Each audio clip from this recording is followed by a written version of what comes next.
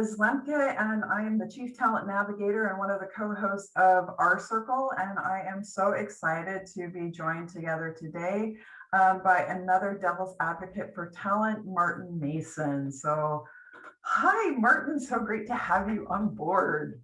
Oh, thanks for having me, Liz. It's always a pleasure talking to you. Absolutely, likewise. So these talks to discussions are basically RCIRCLE. Our whole thing is bringing community, but also saying, okay, how can we push the envelope? How can we understand talent in its broader context? And also bring attention to some of the different experiments that people are running. What are people doing to really foster this aspect of how are we growing people and co-creating great paths for career development, because careers are not just a job, one and done. We continue to grow. So Martin, I'm so excited about what you are doing and the impact that you're having. So can you kind of take us through a little bit of what you've been up to for the last 6 to 9 months? Yeah, absolutely. So I've for several years now, I've kind of been working in the talent space, and I've just because of my inquisitive mindset, I've always kind of sought to try and find more expedient or more efficient or better ways of doing things.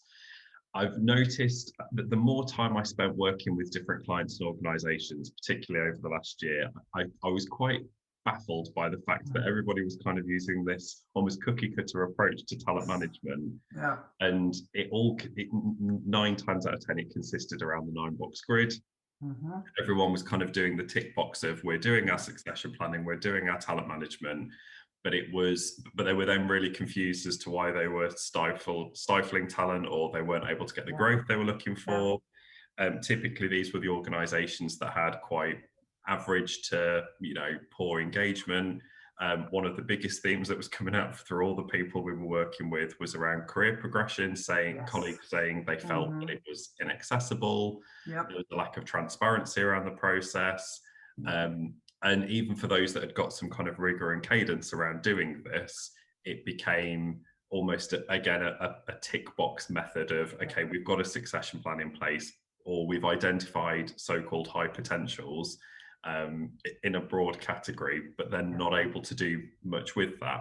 And then when I started having conversations with senior leaders in businesses saying, okay, but what's keeping you awake at night and what are the challenges you're facing right now? It's very much around, we've got a real problem with, attracting diverse talent.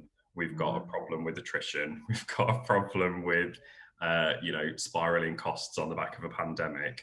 And so when you start to have the conversations around, well, there's a better way of managing the people that you've got and maximizing the talent that you have whilst tackling these other problems at the same time, you can see them kind of look at you as if it feels like it's too good to be true.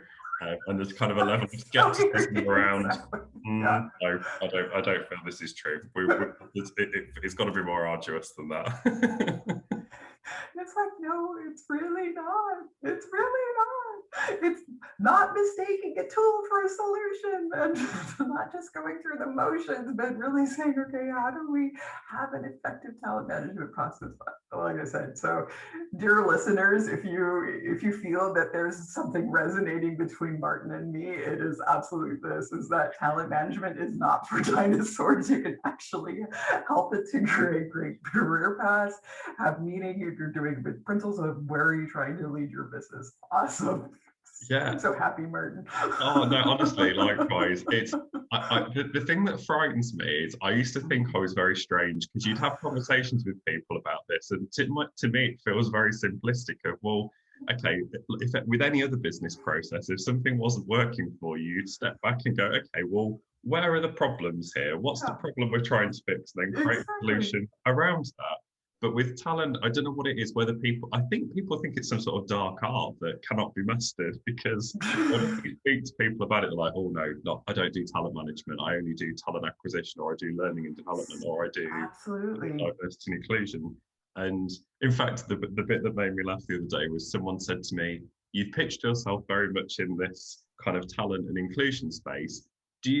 Aren't they two separate things? Do you see that there's a link? Is there a tangible link between inclusion and talent? And you're like, yes, there is. But that's a really really important point because, you know, right now everyone's on the DEI bandwagon and, you know, and I'm liking personally that it's no longer about just diversity, where it was really about the compliance of, okay, we need to count, do we have employee resource groups set up and are people in them, to now, you know, and where I felt it was like we were talking about people as if they were categories and as if they were zoo animals rather than actual humans and people we were engaging with and people we were excited to have as part of our organization. It was a much more to that point of tick box exercise to now the discussion is going more around the aspects of inclusion and creating, you know, psychological safety, brave spaces,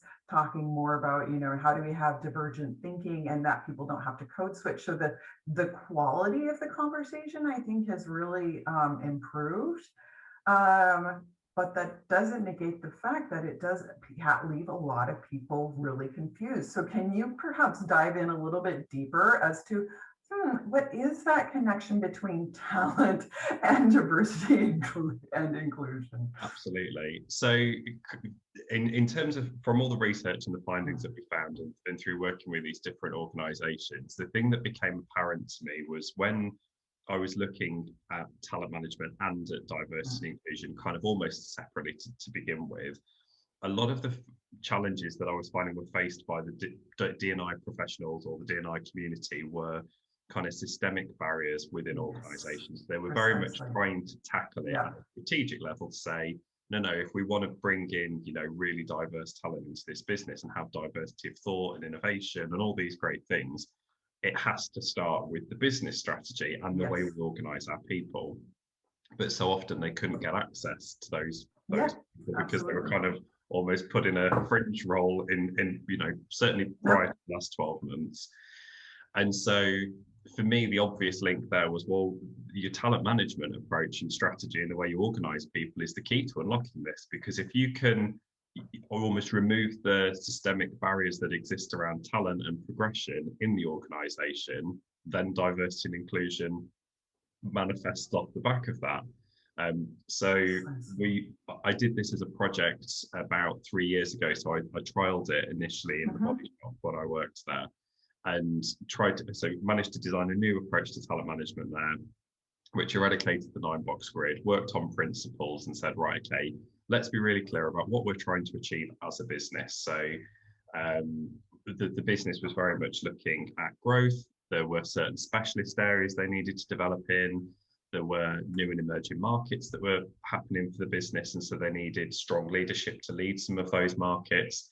And so very quickly, from an initial conversation, we were able to diagnose, right, well, this is our focus for talent over the next few years. As part of that, what are the skills, attributes that we need from people, and getting people to focus very much on the output that we needed from people as opposed to the input. So often, again, conversation will gravitate back to, if we need a head of market, they must have a university degree in X. They must have had 5 years experience. And once you start to challenge that, think, hang on, let's park that for a moment. When building a job description, starting at the very granular level, tell me what great would look like. If this person could come in and do X, what would that be? And all of a sudden, you've got a list of 5 or 6 really key skills that you need them to do.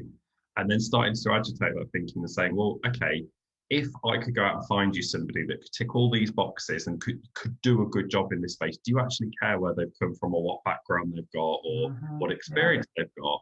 Well, no, we don't. So we very quickly shifted the thinking from, let's stop looking for what we've always looked for and think about what you need. So we then produced talent assessments around that. So identifying skills and potential versus experience and educational background. And very quickly we expanded our talent pool. No shock. All of a sudden, all these, you know, it was only men we could find for certain roles. We were now suddenly finding, you know, that we had female, non-binary colleagues, trans colleagues coming forward for roles that were previously overlooked. And when we were able to match skills to roles and approach people to say, actually, we're looking for this particular role, we need 10 skills. You've got 9 out of the 10. We'd be happy to develop this 10th one for you by giving you a project for the next few months. Would you be up for it? All of a sudden people were going, well, yeah, absolutely, I would. So it was a very proactive talent career conversational approach with individuals, just having very human conversations around fact and data to say, hey, we've got these great opportunities. Are you interested? You're a good match. That really seemed to work. And on the back of that, we were able to tailor our development to say, okay, well, we know that Bob needs, has got all these other skills, but hasn't really had a great amount of time in marketing. So why don't we give them the marketing project for 3 months and see how we can stretch their thinking? And then let's review that at the end of that period, or get them a coach or a mentor, whatever was required for the particular skill. But it was very focused development as opposed to we'll put everybody through a sheep dip program. I need a little like sound box so I can like clap. I don't have that ad, but it is so needed because I couldn't agree more. And I think this is where a lot of people get talent management wrong. So I am absolutely 100% with you. If as a talent manager, if you don't understand where the business is going, what success looks like, what the different demands and challenges are in terms of understanding what are the success profiles, it's not about your years of experience, because years of experience tells you nothing about the quality of experience people had during those years. They could have been doing the exact same thing over and over quadrillion times, or they could have had a really challenging first time position where they had a lot of fire under their butts, because I can say that, this is YouTube, to really grow. So those aspects around learning and agility and having that as a baseline for those development and that career development is so important. And I couldn't agree more with the trappings of talent management has become such a administration heavy type of process where people they show up very positively. They try to understand, okay, what is performance over time? So I'll just take the nine cell grid, because I'm not sure if everybody understands what that is. And it's like you said, we have a dark art in terms of talent management. So what we do in talent management, or in most talent, when people understand talent management, they understand a particular process of talent reviews by site or by function, where all of the talent at that site or within that function are assessed based upon their performance over time. So hopefully not within the last 2 days or on the last particular project that popped up in a manager's mind, but hopefully within a time span of 13 to 36 months to say, okay, how has that progression in terms of learning agility happened? So there's an assessment based on performance over time. And then there's this, like you said, that dark art of what is potential. Okay, so potential is that aspect to say, to your point, potential for what? And this is one of our big challenges within high potential, et cetera, is how are we really assessing and understanding? So, there's some signposts to say, okay, how do they deal with the land of the first time? What is their ability to deal with change, to implement change? What is their mental agility? What is their people agility? And all of those different factors as we put their placement onto this 9 cell. Because the idea behind the 9 cell is, depending upon your placement, you're going to have a different development action that will help you in your growth. And the 9 cell, particularly, that a lot of us have practiced from Lominger and from Korn Ferry, is really around this aspect of learning agility, that we do 70% work design, we do 20% social learning, and then 10% training, which Charles Jennings, he meant it as an output and as a rule of thumb, but a lot of organizations consider it an input. But a lot of times, and this was, my role as a talent manager, is we would go through these great talent reviews, have wonderful, beautiful, enriching, very encouraging discussions, and then it would end because nobody felt responsible to actually talk to the talent. Or it was considered, oh, that's your talent management role. You need to have those one-on-one discussions. I don't want to have those constructive developmental discussions with someone. And it all then comes back to, like you said, what are those metrics around attrition of, why do people stay and why do people leave? If people see that their career development is stagnant and they don't see that someone actually is caring, then we're losing those talents. So, and then it's that aspect to say, okay, why are we doing talent management? What are you hoping to get out of it? And having talent management principles guide you, and that it's not just a one and done, oh, this is the total stress that we have in the beginning of the year, and then we forget about it the rest of the time. So that just as a very quick high level talent management 101 as to what are the key things that we do and where are oftentimes the problems when people mistake a tool and a process for the actual solution, because the solution, exactly to your point, is located somewhere else. And that is that aspect of, where's the business going? What does great look like? What do we need to do to keep things running to make sure that the light stays on? And then it really frees up that perspective to understand what a success profile can look like. That was a very eloquent description, Liz. I don't think I could have done it in quite the same way in such a succinct soundbite, but I love that.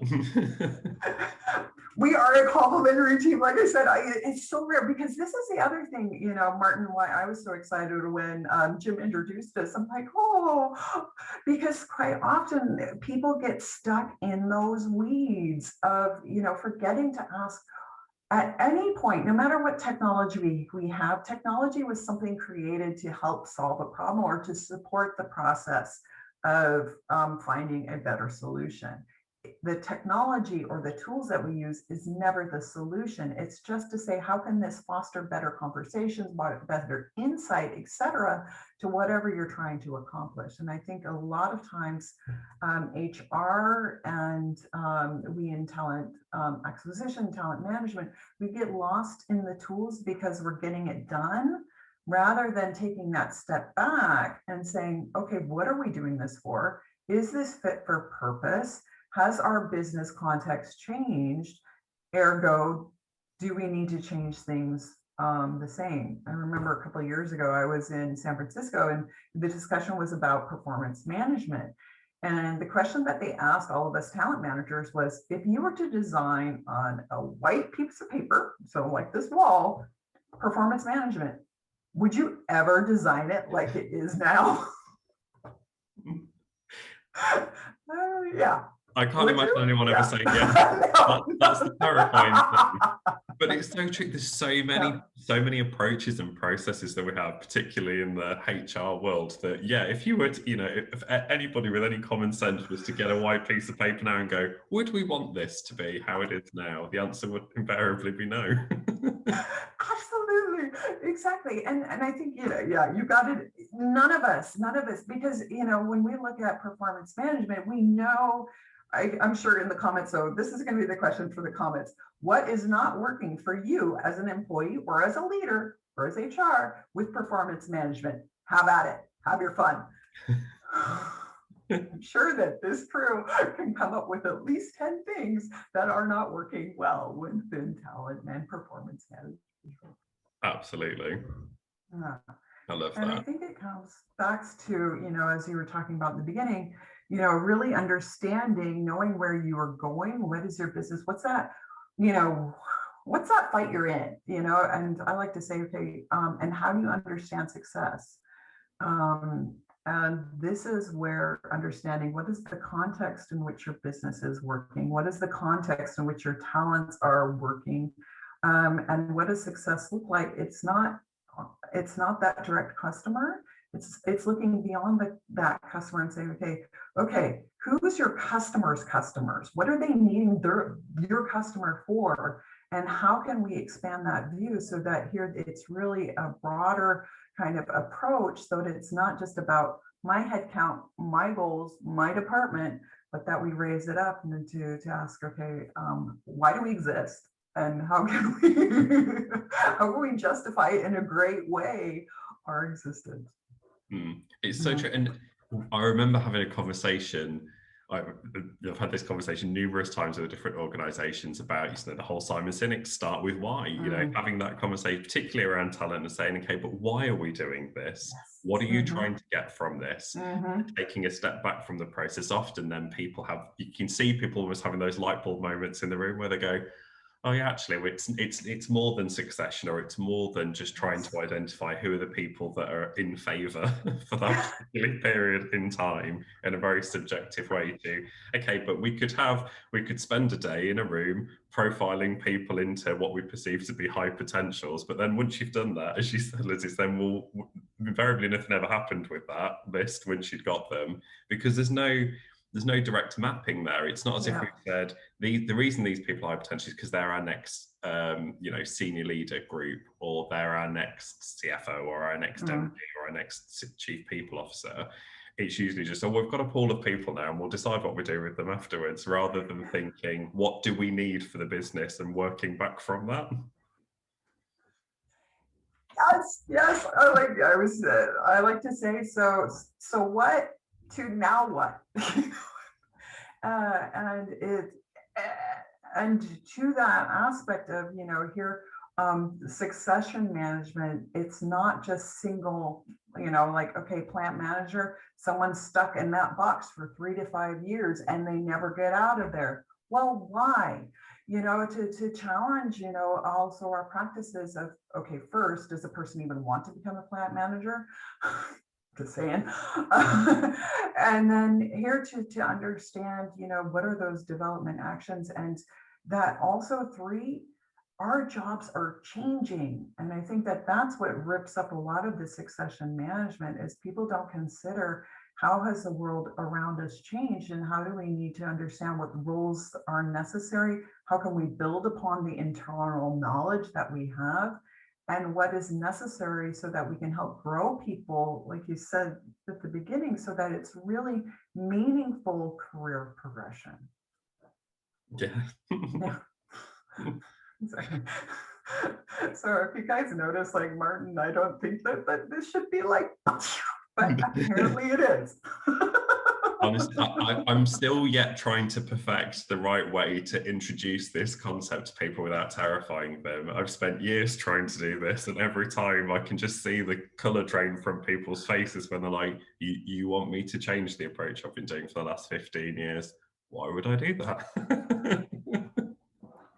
Such an interesting question. So let's explore that. So a little bit, what is that fear of saying, if we're looking at, agile has become like the buzzword beyond buzzwords, and it's all about, how do we improve the customer experience so that it is as seamless as possible, and that everything is towards making a positive experience. What is it, particularly around HR processes, where there's so much fear or hesitancy to question the tools and processes that we've been using if they are no longer fit for purpose? What are your thoughts? It's interesting. I mean, I've often wrestled with this one. In my experience, most of the people we've come across where we've had that kind of resistance, or that it's not even apathy. It's definitely kind of like an active resistance to, no, we don't want to do that. In the worst offenders I found are usually CEOs and HR directors or chief people officers. When you try to say, actually, there's probably a different way we could do this, I've had comments in past years from different people like, but that would almost admit that what we're doing is wrong.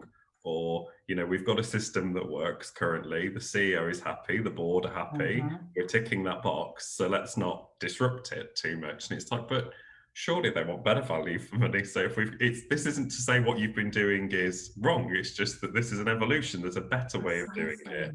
Yeah. So you don't have to go back and say, well, actually, we've been doing it wrong for the last 15 years, but we've now found the right way of doing it. I find it interesting that if it's a new piece of technology, or a new, say it was a data management software or something like that, people would be like, well, of course, that's a natural evolution. Yeah. But for some reason, when it comes to these processes, people seem more scared about the change. The only other thing I can put it down to is time. It's the fact that it is a bit of a time investment up front the first time of getting used to a new way of doing something, and it's a bit like, I don't know whether there's a, do we need to look at that, therefore it's not a priority right now. Not too sure on that, but yeah. What are your thoughts, Liz? That's a really good perspective, because I think, you know, here the aspect of time, and it's with everything. I used to always say to my, you know, like, why do we always find time to deal with quality spills, but we don't find time ahead of time to say, okay, what can we do around proactive fire abatement? And having those discussions, and I think oftentimes there is that when it comes to compliance of, you mentioned it in terms of, you know, the board's happy, and that's really true. So publicly traded companies, they have to show that they have a succession management practice for the future CEO and the future board members. So that absolutely is a compliance in terms of, we have to report out to the board how healthy our pipeline is. And then it's about, okay, the pipeline only needs to go down to VP of operations. Below that, whatever the organization does, that's what they do. Rather than saying, if we're truly looking at talent pipelining, we need to start with the intern. We need to start with the leasing people who are on board. We need to start with really looking at, you know, what are the principles for development, and that it's not just once you've reached a certain pay grade that you get developed, but to say, okay, if we're really truly interested in a healthy talent pipeline, it's not a lot of extra work. It's integrated into our work. You know, back when I was working for Borg Warner, you know, we really took the time to say, okay, what are our talent principles? What does talent development mean for us? And this was absolutely to break down those barriers of talent acquisition does this, talent development does this, you know, workforce planning does that. And the first one that we had is that everyone gets the development that they need. And it was really, it totally broke barriers in terms of, okay, I need to look at each individual, including myself, because oddly, that was one of our other challenges, is we were looking to others to our development plans, rather than saying, okay, what's my own responsibility here for making sure, you know, what is the talent development that I need. And then, you know, we had other ones. We said, you know, here we develop talent for not only for the job today, but for the job tomorrow. So saying, you know, here, how do we get those skills, et cetera? The best talent development, global, diverse, are best in terms of how do we mix it up in terms of really challenging assignments that go outside of that comfort zone. But also where we also have to support to say, okay, if you're going into the land of first time, we don't want to derail your career, dear talent. We actually want to help and support you. And the final one was really quite simple. It was like, the best development is enabled through honest and purposeful conversations. And to be honest, this was also one of our more challenging ones, is how do people approach those constructive development discussions in a way where it's not just once a year, okay, you were able to meet those metrics and then see you later, or around a discussion around a skill set of a VP of sales has to have these skills, but really saying, okay, here, the way you break glass with your colleagues to get your deals done, this is a problem. So, you know, I am, I think, the only standing person who loved the original Lominger universal performance dimensions, because they actually really helped have constructive conversations where it wasn't only about quantity or and numbers, but really, you know, what was your contribution to the team or unit? How did you continue your learning? How did you walk the talk? And so these constructive discussions really help, because it's also then based on the question of, what do you want to do?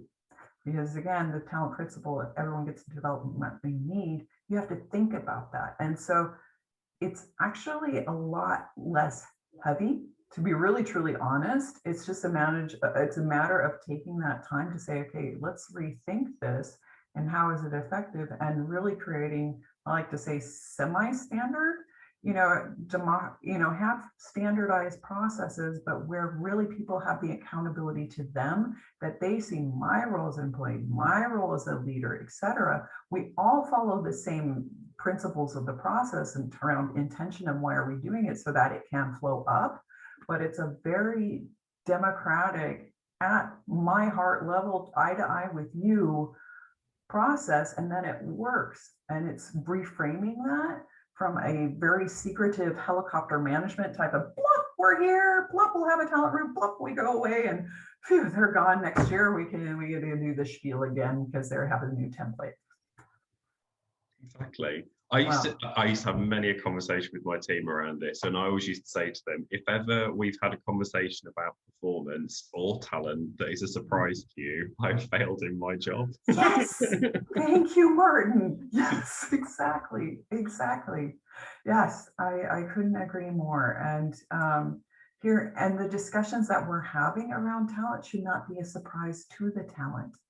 I can't tell you, and you're probably very similar, of how many people who were on our hypo who had no idea that they were being developed. I'm like, yeah, that's a problem. Yeah. Or when it comes to retention issues, people throwing money at them, or they're only leaving because they weren't able to get the salary. I would challenge that every single time. You mentioned this as well, and I think this would be a really good thing. So you mentioned attrition. What are the things that you use to, how do you use the metric of attrition to kind of foster some of those conversations?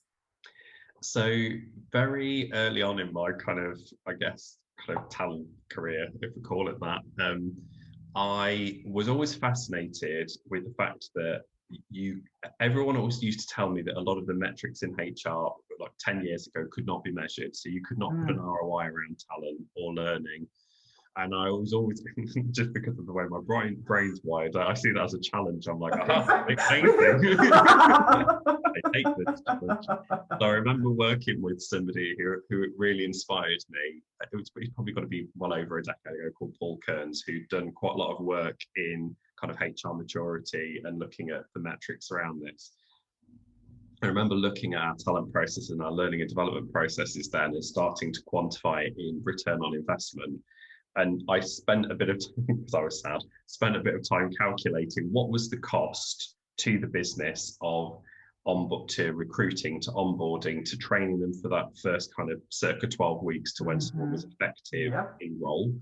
And in the first organisation I worked in, I quantified this to be roughly about £30,000 per person. So then when I looked at the turnover rates in certain populations where we had got massive spikes, so I started my career in retail, which is a very transient kind of workforce. But I looked at the industry benchmarks of where we were versus others, and we were significantly out from that. And then starting to map that and go, okay, well, if we were to reduce that number by, say, 20%, that would equate to £3 million in saving for the business. And all of a sudden, when you start to present that to a chief finance officer, you've got their attention. They're like, okay, you can save me £3 million this year. Amazing. What do you need from me? Yes, exactly. They're all ears, they're all support. Yeah. Exactly. Yeah. But it just having that conversation to say, right, you're planning to spend X amount of money on marketing this year. Totally get that. And marketing are probably promising you for every pound they spend, they will bring you £2 or £4 back. I'm saying for every pound you spend on learning and development for the right people at the right time, we'll give you 10 back, and this is how we're going to do it. And just starting to have those commercial conversations around talent very quickly got the credibility of our department. And we were then able to build the right infrastructure around that. So we did spend time looking at the data to say, okay, well, why are people leaving? What's the risk of that? And more often it was career progression. So we invested in a program of getting managers to have what we kind of call those real or authentic conversations, as you've just talked about, having good quality conversations around, performance, around talent with their people and understanding what was going on. And then on the back of that, having options for them. So whether that was, some form of development program that saw them get to the next level if that's what they wanted to do, or they might need particular technical expertise because they wanted to be a functional expert in something, having access to those types of programs, we saw by giving people a variety and almost a menu of things to pick from, once they'd had those, you know, effective conversations, really started to drive the numbers down. And in parallel to that, not only did we, over a 3-year period, achieve the target we were looking for, we were also able to drastically improve the diversity of those populations, because it was far more proactive. You know, all the data supports this, that, you know, men are far more likely to put themselves forward for promotions and roles because there's a higher level of self-assurance, whereas more often than not, female colleagues would wait until they ticked every box before even submitting an application. So just having those conversations early on to say, hey, look, you don't need to be, you know, 10 out of 10 in every area. Actually, we would want to develop those last 2 parts with you and work with you to do that. Why wouldn't you give it a go? We certainly found we had a massive increase in female applicants for management and senior leadership roles, because someone had faced into that kind of that fear or that anxiety that they'd got around applying for a role. And so I think, I guess, to kind of close off the retention piece, it's just about having that kind of more systemic approach to the things you've already talked about around, you know, the good quality conversations, having the right development program targeted at the right time, or the right intervention at the right time, and then, you know, keeping the dialogue and the support going around that. It's not a one-off, oh, we've had a career conversation, that's this one for this year, we're done. It's just regular, normal conversations. I think that was an interesting nuance as well. I realized when I stopped calling them talent conversations and just started calling them, you know, effective conversations with people around these 3 areas, all of a sudden managers felt far more relaxed to do that. Because like, we talk to people all the time. Why don't you just talk to them about these things? It's so funny. It's so true. Language truly matters. There's like this, you know, as soon as you put that word talent, it's like when you say there's a policeman in the room, there's somehow like it changes the quality, the, you know, the kind of the, can I do this? And I think that's a really, so normalize conversations about development. Yeah. Oh, Martin, I love it. So my question for you is, what are you excited about as you look to kind of 2021 progressing, and as we look to going beyond the kind of the talent acquisition, diversity, kind of only looking at these areas? So what are you excited about 2021 in regards to talent?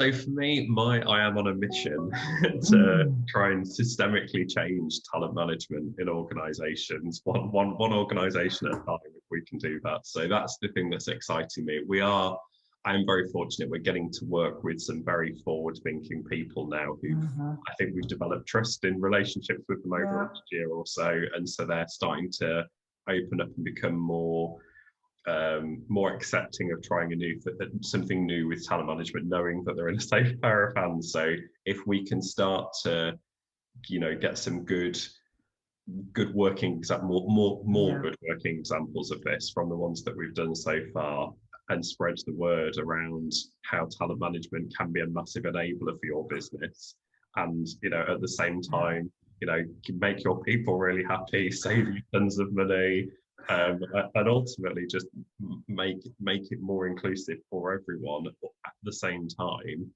then that's the bit that will really excite me for the next year. I couldn't agree more. Oh, awesome, Martin. So how can people get a hold of you? So we are available at unleashed.org.uk, or you can check me out on LinkedIn. It's Martin Mason. And the other option is to email us at hello@unleashed.org.uk, but always up having great quality conversations around talent management. So if anyone out there has got any questions or would like to chat talent anytime, I'm always happy to do that.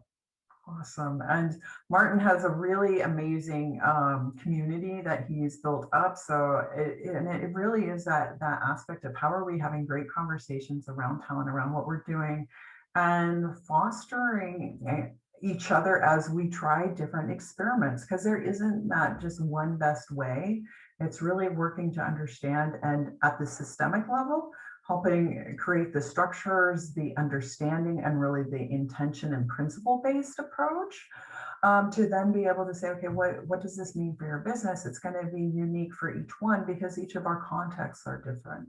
But having that approach and understanding, okay, hey, what's the experiments that we're running and what are we learning from them, and how are we having that positive impact? Yeah, only kudos. Couldn't agree more. My final thing, because there are HR tech people, HR tech, talent development, talent management, we need you. It is more than internal mobility. We need you. You need two people to help you as advisors. Liz Lembke, Martin Mason, we're here to help, okay? Exactly. So with that, I'm going to put my devil's advocate for talent's horn back on, because I couldn't agree more. It's really about how are we helping build confidence in one's own competence, but also how are we looking around work fulfillment for impact, growth, and relationships, because every time that we look at a person's discretionary effort, every time, you know, a CEO says it's not about the business, it's about the people. It's like, okay, well then how do we do that? So we, your devil advocates for talent, who are saying talent management is not for the dinosaurs. We're here to tell you that not everything is an innovation, but everything is subject to evolution, and that most certainly includes the talent processes. So with that, thank you so much, Martin. I really appreciate you joining us here for the RCIRCLE Talks 2 discussions. Again, connect up with Martin. We look forward to seeing you on future RCIRCLE and all the other things that we're doing around talent. I am definitely going to continue within the arena. Really excited about all you're doing. And with that, thanks everyone. It's been an absolute pleasure talking to you today. I could talk to you for hours. Absolutely, likewise. Yay! I couldn't agree more. All right. Thanks, everyone.